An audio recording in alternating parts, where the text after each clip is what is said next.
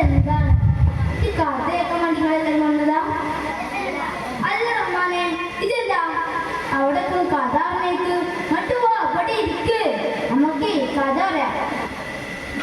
ഞാനേ മദീനത്തെയും ആഫ്രിക്കത്തെ നല്ല കഥ അറിയുന്നത്, നമ്മുടെ ഈ നാട്ടിലത്തെ കഥ പറയുന്നത്. ഇവിടുത്തെ 2 വളവ് കഴിഞ്ഞിട്ട് പള്ളിന്റെ ഇടത്തെ സൈഡിത്തെ ആ വലിയ വീടില്ലേ, ആ അതന്നെ, ആ നാസറാക്കാന്റെ വീട്ടിലെ ഒരു സുജായിയല്ലേ ഒരു മോനും ഒരു പഞ്ചാര കുട്ടിയായ ഒരു ലൈല ഉണ്ടായിരുന്നു. ഓൾ പേര് ലൈലാണ്. ഓള് ജനിച്ചിട്ട് ഓള് മദ്രസ പാട്ടി പോലും കണ്ടിട്ടില്ല. ഇപ്പത്തെ പണക്കാര കുട്ടികൾക്കില്ലേ മദ്രസകൾ പോകാൻ വയ്യ. എന്താ മദ്രസ ഫീസില്ലാതെ എത്തിയിട്ടാക്കരം. ഓൾ 8:30 മണിക്ക് അത് ബസ് കയറാൻ വേണ്ടിയാൽ വരും. കാണുമ്പോൾ തലി മറക്കൂല, 2 കൈയും ഇങ്ങനെ കേട്ടിട്ടുള്ള ഒരു വരവ്. ഓളെ ഒരു ബ്ലാങ്കറ്റ് പഠിക്കുന്ന കാലത്ത് ഓളെ വന്നേക്കെ ഇപ്പച്ചേ ഇക്കും വളരെ ഫോണിന്റെ ക്ലാസ് എല്ലാവർക്കും ഫോണുണ്ട്. അപ്പല്ലേ ഞാത്രക്കെത്തിയേ നാളെ ഫോണിക്കില്ലാതെ എല്ലാം ചെയ്താലോ എഴുതിട്ട് ഞാത്രക്ക് ഒരു 40 പ്രൊമേഷൻ വാങ്ങിക്കൊടുത്തു. പിന്നെ ഓളെ കള്ളി കൊടുത്താൽ ദിവസങ്ങളുണ്ടോ? ഓളെ കള്ളി കൊടുത്താൽ ഓളൊരു ദിവസേ മാസലീവ് എന്നതാ. എങ്ങനെ ഓളെ ചെക്കന്റെ തോളിൽ കൈയിട്ടിട്ട് ബുള്ളറ്റ് കൊണ്ടൊരു വരവ്. നേരെ മുറ്റത്തെത്തിയതോ നേരെ വെച്ചത് ആമതാത്തല്ലേ വന്നു. ആമതാത്തല്ലേ പഠിച്ചോനെ കുട്ടിപ്പോയേ അറിയുന്നുണ്ട്. ഇത് കണ്ടത് ഞാസാക്ക മുട്ടും തറഞ്ഞിട്ട് വരവ്. ഇത് കണ്ടതും ഞാസാക്കാട് കണ്ണും മുഖം ചോർത്തു. മറ്റേ നമ്മളെ ലൈല അറിയാണേ, എനിക്കില്ലേ കുറെ ദിവസം ഇയാളോട് ഇഷ്ടം. അപ്പൊ എനിക്കില്ലേ ഇയാളുടെ തന്നെ ജീവിക്കാൻ അനുവാദമാണെന്നറിയാം. അപ്പൊ നമ്മുടെ ഞാസാക്ക അറിയാണേ ഒന്നും മുണ്ടല്ല, ഇത് മുണ്ടിയാലേ അതിന് പല്ലെടുത്ത് കൊഴിച്ചിടുന്നറിഞ്ഞു. അപ്പൊ പിന്നെ നമ്മളെ ഇവിടെ പറയണേ ലൈല അറിയാണേ എനിക്ക് ഇവനൊക്കെ ജീവിക്കണം. ഇപ്പൊ എന്ത് പറഞ്ഞാലും കുഴപ്പമില്ല, എനിക്ക് ഇയാൾക്ക് തന്നെ ജീവിക്കണം എന്നറിയാം. അപ്പോഴോ നാസാക്കാരനെ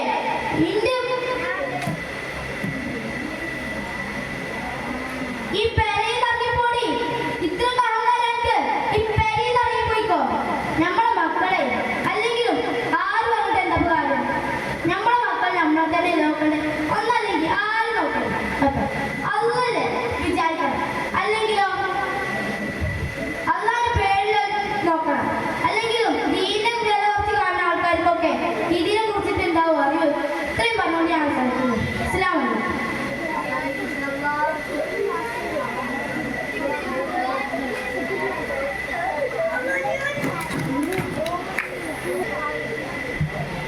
അസ്സലാമു അലൈക്കും. നല്ലൊരു കഥ ഉണ്ടോണ്ട് ഒരു ഫോണിൽ ഞാൻ പറഞ്ഞ കഥയുടെ പേരെന്താ? എനിക്കറിയില്ല. ഞാൻ പറഞ്ഞത് ആത്മാർത്ഥതയില്ല. ഒരിക്കലും ഒരു ഗ്രാമത്തിലെ മൊയ്തു എന്ന പെയിന്റടിക്കാറില്ല. വാതില്, ജനല്, ഡോറ്, തോണി ഇതൊക്കെ പെയിന്റടിക്കാനാണ് ഓന്റെ വഴി. ഒരിക്കലും ആ നാട്ടിൽ നല്ല പണക്കാരനായ വ്യാപാരി ആ മൊയ്തുവിന് തേടി വന്നു. എന്തിനായോ? പെയിന്റടിക്കാൻ. അവിടെ പേരെന്താ അറിയോ? 4 ദിവസം തങ്ങാം. അങ്ങനെ മൊയ്തു ഇങ്ങനെ പോയതായിരുന്നു വാപ്പത്തിനാണ്. എന്നിട്ടാ മൊയിലാളിനെ പെയിന്റടിക്കാൻ വിളിക്കുന്നു. ഇതവിടെ പോയാല് 5 സ്വർണ്ണനാണയം വെച്ചോ കിട്ടോ. 5 സ്വർണ്ണനാണയം ഞാൻ അങ്ങനെ ആരും ചോദിച്ചിട്ടില്ലെന്ന് ചോദിക്കാൻ തോന്നില്ല. അങ്ങനെ വാപ്പിനോട് സ്ഥലം മൊയ്തു. അങ്ങനെ മൊയ്ത് ഗേറ്റിനും കെട്ടിയത് നമുക്ക് അന്തം മുട്ട കുന്തം പോലെ എന്താ 36 കൊടുത്തിട്ട് അങ്ങനെ ഗേറ്റ് പോയപ്പോ മൊയിലാളി അറിയുന്നത് തോണിക്കൊക്കെ പെയിന്റെടുത്തു. അതിന് പെയിന്റടിക്കോ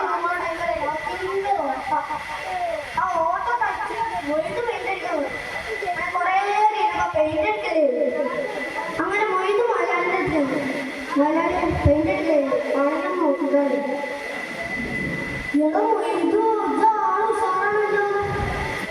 അപ്പൊ തന്നെ ഒരു 4 വെള്ളിനാരെ അങ്ങനെ മൊയ്തു മൊയലാളിന്റെ തെറ്റൊക്കെ കുട്ടിയൊക്കെ ഒരു 10 രൂപയുടെ ആഗ്രഹം എന്തായാലും തോണിയാത്ര വാങ്ങി.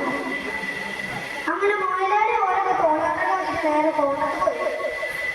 അപ്പോഴാണ് അവിടെ പണിക്കാരൻ വിളിച്ചത്.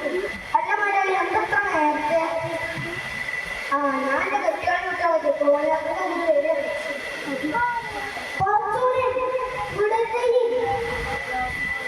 എന്താ ആ തോണിയിലാക്കാത്ത ഞങ്ങൾക്ക് ഓട്ടുണ്ടായിരുന്നു. ഇത് കേട്ട മലയാളി കാണാത്ത ഓട്ടപ്പാട്ടേക്ക്. അങ്ങനെ അവിടെ കുറേ നേരം പോയി.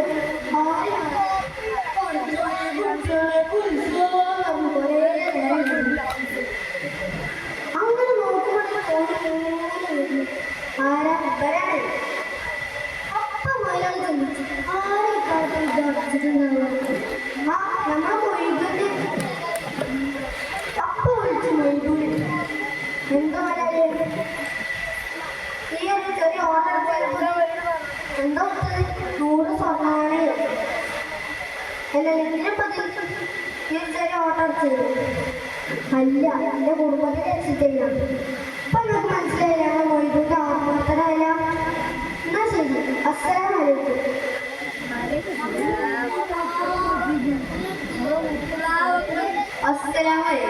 എന്താ ചെങ്ങായി സ്ഥലം കൊടുക്കാൻ അറിയില്ല? ഭയങ്കര മോശമായിട്ട് ഞാൻ ഇങ്ങോട്ട് വരുമ്പോഴേ ആ ദേവതാപറ്റിയില്ലേ അതിന്റെ ഓരോ ആണുങ്ങൾ സ്വർണ്ണ അടിച്ചിരിക്കുക. എന്താ മുത്ത കരള തൊള്ളി മൊത്തം ഹിറ്റാണ്. അപ്പൊ ഇവിടെ എന്നിട്ട് കഥ ലൗസറിനാക്കിയാലോ എന്താ പറ്റൂലേ? പണ്ട് കണ്ടേ അതിന് കണ്ടേ കൊല്ലാബിലാണ് സ്വാഭിണ്ട്. മൂപ്പരിക്കാണെങ്കിൽ വഴിയുണ്ട്. ആ വൈകിട്ട് പോയാൽ നിറച്ച് പെണ്ണുകളാ. കാരണം എന്താ ഒളിഞ്ഞു നോക്കാനേ. മൂപ്പരിക്കാണെങ്കിൽ കുഞ്ഞാവിടെ ഒരു കമ്പില്ല. ആ സമയത്താണ് മദീനയിലെ ഒരു സമ്പന്ന മോളുടെ ലൈല 100 കണക്കിന് മോചന്മാര് മറിയിക്കാൻ ആരും പറ്റുന്നില്ല. കാരണം എന്താ അവള് മനസ്സിൽ കൊട്ടേ ഒരു മഞ്ചിരിക്കണ്ടേ നമ്മളെ ഫൗലിനെ. ആ സമയത്താണ് ഹജ്ജ് ലിസ്റ്റ്. അതിൽ നമ്മളെ ഫൗലിന് വരുന്നത് ആദ്യ സ്ഥലത്ത് തന്നെ ഫൗലിന് കമ്പടിച്ചു. അതിന്റെ അപ്പുറത്തന്നെ ലൈലാണ് തന്നത്. അന്ന് രാത്രി ലൈലൊരു വരവുണ്ട് ഫൗലിന്റെ വീട്ടിൽ. ആരാ? ഞാൻ അങ്ങനെ സ്വന്തം ലൈല. ഇച്ച് നിങ്ങളെ പേരിട്ട് ഇഷ്ടമാണ്. ഇച്ചൊന്ന് കോഴിക്കടി എടുക്കുന്ന ഫൗലിറങ്ങോ ലൈല അറിയാം നിങ്ങൾക്ക് ഒരു പണി ഞാൻ തന്നിട്ടാണ്. പിറ്റേ നമ്മൾ സുൽത്താന്റെ വയറിന്റെ മാരാണല്ലോ എല്ലാവർക്കും തൊട്ട്. ബാക്കി ആകെ ഫൗലിന്റെ തമ്പിൽ മാത്രമേ ഉള്ളൂ. ഫൗലിനെ സംസാരിച്ച കാര്യമില്ല. എന്നാലും തപ്പ പറയാണ്ട് ജോലി എടുക്കുന്നതാ സുബ്ഹാനല്ലാ മാര് ഫൗലിന്റെ പറ്റിയത് അമ്പടെ പടടാ അങ്ങനെ പറയാൻ ഞാൻ ആകെ കളിയാക്കി. അന്ന് രാത്രി ലൈലാന്റെ തമ്പിൽ നിലവിളി ഓടിയല്ലേ ഓടിയല്ലേ. ചെന്നോക്കുമ്പോ എന്താ ലൈല വേസ്റ്റിലായി കിടക്കണേ. അതിന്റെ അപ്പുറത്ത് നമ്മളെ ഫൗല്. സുബ്ഹാനല്ലാ അമ്പട പടടാ എന്ന് പറഞ്ഞാണ്ട് ആചാരൻ ആകെ കളിയാക്കി. അന്നത്തെ ഭരണാധികാരി ഉമ്മർ ആയിരുന്നു. പക്ഷെ അത് തീരുമാനിക്കാൻ വേണ്ടി അലിറാന്റെ കോട്ടയൊക്കെ ചെയ്തു. ആദ്യത്തെ ചോദ്യം ലൈല പറഞ്ഞത് ശരിയാണ്. അതെ ഞാൻ പറഞ്ഞത് ശരിയാണ്. ഫൗലിയോ ഓള് പറഞ്ഞത് ശരിയാണോ? ഇച്ചൊന്നും അറിയില്ലേ. പിന്നെ അങ്ങനെ ചോള വരക്കെത്തി അള്ളാഹു റസൂലും ആയി. ഇതാകെ പോലെ പറഞ്ഞിട്ട് ലൈലാന്റെ യജമാനത്തിനെ വിളിച്ചു. യജമാനത്തിനെ ചോദിച്ചു എന്താണ് ഉണ്ടായത്? യജമാനത്തി ആകെ അച്ഛൻ പറയാം ഇച്ചൊന്നും അറിയില്ലേ, ഞാൻ ഒരു പാവാണ്. ഇന്നേ രാത്രി എന്നോട് ഫൗലിന്റെ മുഖത്ത് പോയി പൊടിയിടാൻ പറഞ്ഞു. അത് മാത്രമായിട്ട് അറിയുള്ളേ. ആകെ പ്രശ്നം ഇത്ര പറയുള്ളൂ. ഞാൻ അത് കുറെ പഠിച്ചാണ്. ശരി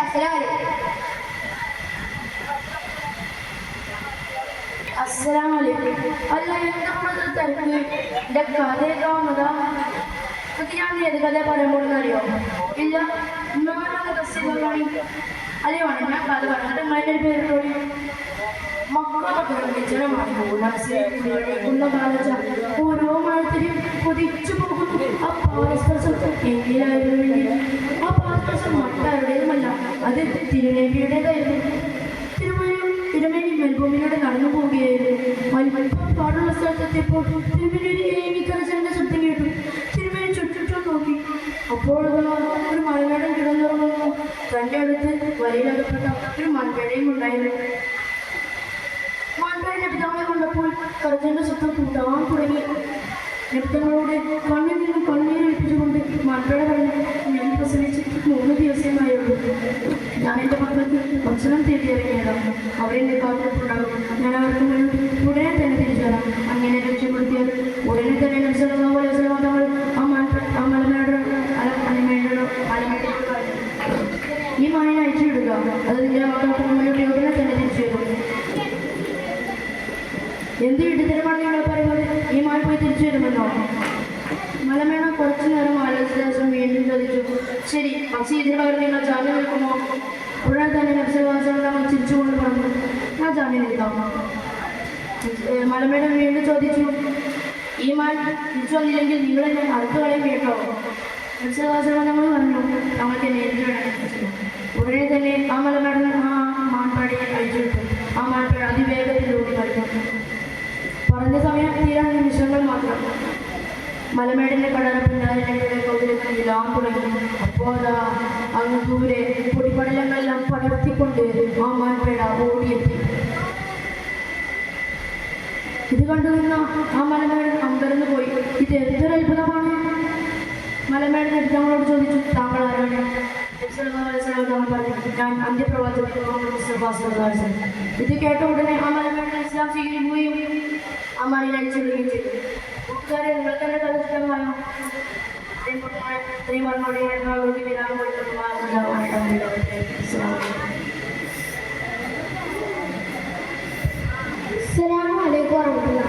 സുഹൃത്തുക്കളെ, ഞാൻ ഇന്നിവിടെ പറയാൻ പോകുന്നത് ഒരു കൊച്ചു കഥയാണ്. ഒരു ദിവസം ഒരു വലിയ കാട്ടിൽ ഒരു കുറുക്കനും ഒരു കൊപ്പം താമസിച്ചിരുന്നു. അവർ രണ്ടുപേരും വളരെ നല്ല സുഹൃത്തുക്കളായിരുന്നു.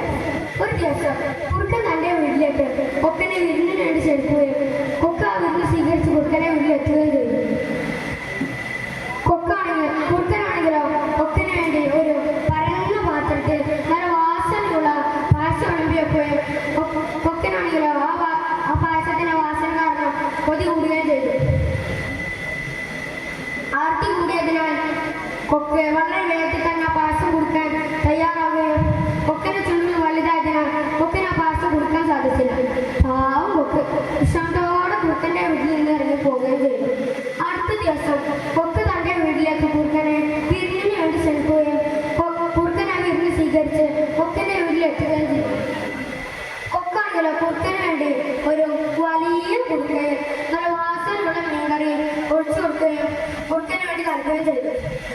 കുറുക്കനാണെങ്കിലോ ആ മീൻകറിയുടെ വാസന കാരണം ആർത്തി സഹിക്കാൻ വയ്യ. കുറുക്കൻ വളരെ വേഗത്തിൽ തന്നെ ആ മീൻകറി കുടിച്ചു തീർക്കാൻ വേണ്ടി ശ്രമിച്ചു.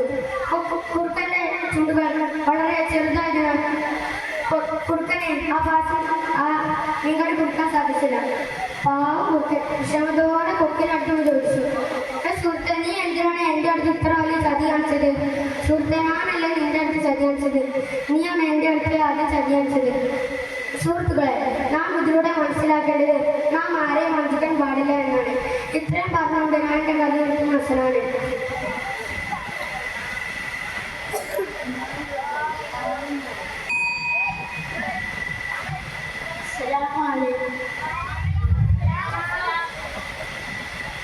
ഞാൻ നിങ്ങളെ പറയാൻ പോകുന്നത് വിസ്മയം എന്ന വിരുദ്ധ സംഘം.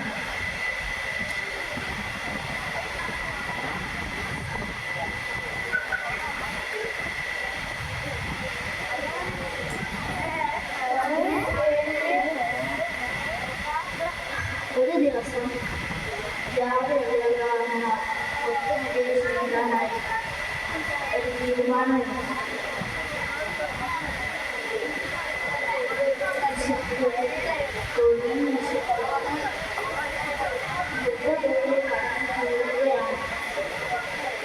ഈ രംഗം കണ്ട് ജാഗ്രതകളും ശ്രദ്ധിച്ചില്ല. ജാഗ്രതകൾ എന്ത് ചെയ്തെന്നോ, പെട്ടെന്ന് തന്നെ വീട്ടിലേക്ക് മടങ്ങി വേഗം ഒരു ആടിനെ വാങ്ങി വീട്ടിലെത്തി. ഭാര്യയായ സുലൈഖ ബീവിയെ വിളിച്ചു. സുലൈഖ, ഓ സുലൈഖ. എപ്പോഴാളത്തോടെ സുലൈഖ ബീവി ഭർത്താവിന്റെ മുന്നിൽ വന്നു നിന്നു. മുത്തുനബിക്ക് വിശക്കുന്നു, ഈ വേഗം ചെന്ന് ഭക്ഷണം തയ്യാറാക്കുക. ഈ സമയത്ത് ജാബിർ ആടിനെ അറുത്തു. പെട്ടെന്ന് തന്നെ മുത്തുനബിയെ ക്ഷണിക്കാനായി അവിടുത്തെ ചാരത്തേക്കു നീങ്ങി. ഈ സമയം വീട്ടിൽ സംഭവിച്ചതൊന്നും ജാബിറിന് അറിയില്ല. വീട്ടിൽ നടന്നതെന്തൊന്നും കൂട്ടുകാരെ, ജാബിറിന് ആടിനെ അറുക്കുന്ന രംഗം കണ്ട് തൻ്റെ 2ഉം 4ഉം വയസ്സുള്ള പിഞ്ചു മക്കൾ ഏട്ടൻ അനിയനോട് ചോദിച്ചു, ഞാൻ നിന്നെ ബാപ്പ ആടിനെ അറുത്തതുപോലെ നിന്നെ ഞാൻ അറുക്കട്ടെ? പിഞ്ചു കുഞ്ഞുങ്ങളല്ലേ, അറബെന്താണെന്നോ മരണം എന്താണെന്നോ അറിയാത്ത കുഞ്ഞുങ്ങൾ. സുബ്ഹാനല്ലാഹ്. ഏട്ടൻ അനിയവനെ മലർത്തി കടത്തി മൂർച്ചയേറിയ കത്തി കൊണ്ട് അറുക്കുകയാണ്. ആ പിഞ്ചു കഴുത്തിൽ നിന്ന് നക്ഷത്രപ്പൂ പോലെ പൊഴിയുന്ന രക്തം. ഇത് കണ്ട് മൂത്തവൻക്ക് വെപ്രാളമായി. അവൻ അവിടെ നിന്ന് ഓടി. സുബ്ഹാനല്ലാഹ്. അവിടുത്തെ കത്തിയിൽ കാലം തട്ടി ഒരു വീട്ടിലെ 2 കുഞ്ഞുങ്ങൾ അതും ഒരേ സമയത്ത് തന്നെ ആ വീട്ടിൽ നിന്ന് യാത്രയായി. ഈ രംഗത്തും ജാഗ്രതയില്ല. ജാഗ്രതയും മുത്തുനബിയെ ക്ഷണിച്ച് വീട്ടിലേക്ക് തിരിച്ചു വന്നു. മുത്തുനബി ഭക്ഷണം കഴിച്ചു. അവിടെ കുറച്ചു നേരം സംസാരിക്കാൻ സുലൈഖ ബീവി ആകെ ബേജാറായി. പക്ഷേ സുലൈഖ ബീവിയുടെ മനസ്സ് ശാന്തമായിരുന്നു. ഒരു വശത്ത് നബി സല്ലല്ലാഹു അലൈഹി വസല്ലമയോടുള്ള സ്നേഹവും മറ്റു സ്ഥലത്ത് കുട്ടികൾ ഇല്ലാത്തതിന് വിഷമവും എന്ന് നമ്മളുടെ ഞാൻ നടത്തുന്നു.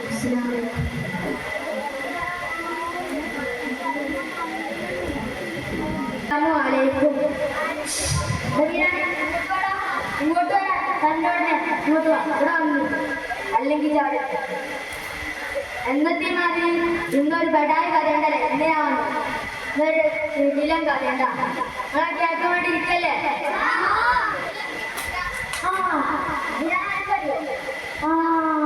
അന്റെ പള്ളി പ്രസിഡന്റ് അല്ല ഞാൻ പറയുന്നത്. നിങ്ങളാരാണ്? ഭാര്യയാണ് കുഞ്ഞിന്റെ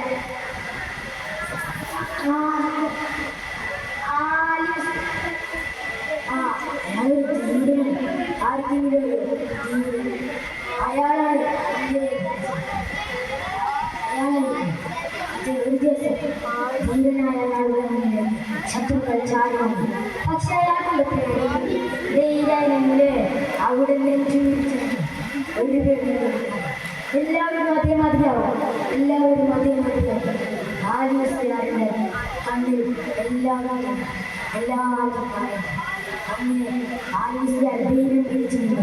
ശത്രുവിനെ അടിക്കുകയല്ല ചെയ്ത് കണ്ണ് തിരിച്ചു നിന്നു. ശത്രുവിനോട് പറഞ്ഞു, എന്നെ കൊന്നു, എന്റെ മുന്നിൽ കണ്ണിലൂടെ കൊന്നു, എന്റെ കണ്ണിലേക്ക് നോക്കി നെഞ്ചത്തേക്ക് വെടിവെച്ചു കൊന്നു. പക്ഷേ ശത്രു ഒന്ന് ഭയച്ചു. ശത്രുവിന്റെ പേരാണെന്ന് നിങ്ങൾക്കറിയാം. ആ ബ്രിട്ടീഷുകാരനെ ശത്രു എന്തിനാ വന്നത്? വാര്യം കൊണ്ട് വളർന്നതാ. പക്ഷെ എത്തിയതാരെടുക്ക? എത്തിയ ഉടനെ ശത്രു വെടിയക്കാരാണ് നിന്നു. ശബ്ദനായാണ്. ഇത്രയും പറഞ്ഞാണ് എന്റെ വാർത്താവസാനം.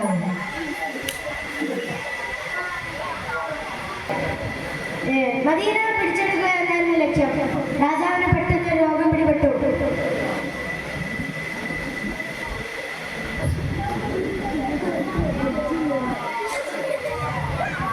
വായിൽ നിന്ന് മൂക്കിൽ നിന്ന് ദുർഗന്ധം പുറപ്പെടുന്ന രോഗം.